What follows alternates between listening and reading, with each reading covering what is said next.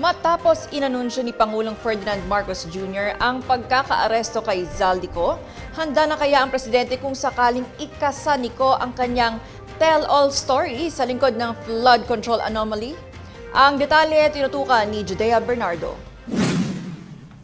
Handa nga ba si Pangulong Ferdinand Bongbong Marcos Jr. sakaling ikasa ng dating mambabatas na si Zaldico ang kanyang tell-all card kaugnay ng flood control controversy? Ito ngayon ang sentimiento ng ilan. Makaraang i-anunsyo ni PBBM ang pagkakaaresto kay Ko sa Prague. Sa press briefing ng Malacanang sa Iloilo City ngayong Biyernes, ibinalik ni Palace Press Officer Undersecretary Attorney Claire Castro ang tanong sa dating mambabatas. Ang dapat na tanong dyan ay kung handa ba si Zaldico na magsabi ng katotohanan. Kung handa ba siya na sabihin kung sino. Kung hindi natin sinasabing siya'y guilty. Kung sino ba yung kanyang mga nakasama.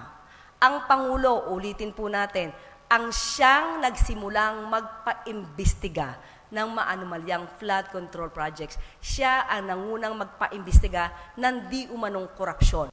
Dagdag pa ni Castro, hindi nakalimutan ng administrasyon ang pagpapanagot sa mga sangkot sa corruption scheme kaugnay ng flood control projects. Nais lang po natin ipaalala sa mga nagsasabing kinalimutan na ang flood control scandal. Hindi po yan totoo. Ang pagkilos ng gobyerno, ang utos ng Pangulo ay nananatili. Managot ang dapat na managot. Bukod sa Malacanang, samut-sari rin ang naging reaksyon ng ilang mambabatas sa pagkakaaresto sa dating kongresista.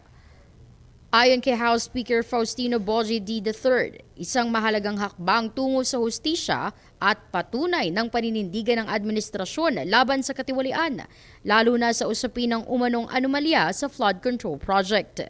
Iginiit naman ng ilang mambabatas mula sa Makabayan Bloc ang pagkakaaresto kay Ko ay simula pa lamang ng mas malalim na pagsisiyasat. Ayon kina Representatives Antonio Tino, Sara Jane Ilago at Attorney Renel Luis Co, dapat itong humantong sa isang malawakang paglalantad ng systematic corruption.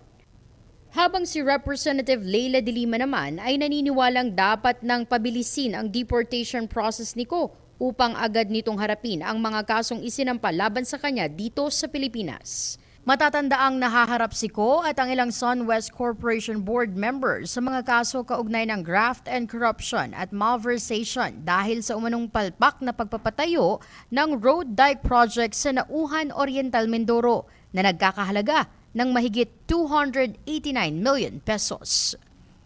Ako po si Judea Bernardo para sa D8 Patrol. Maraming salamat sa iyo, Judea Bernardo.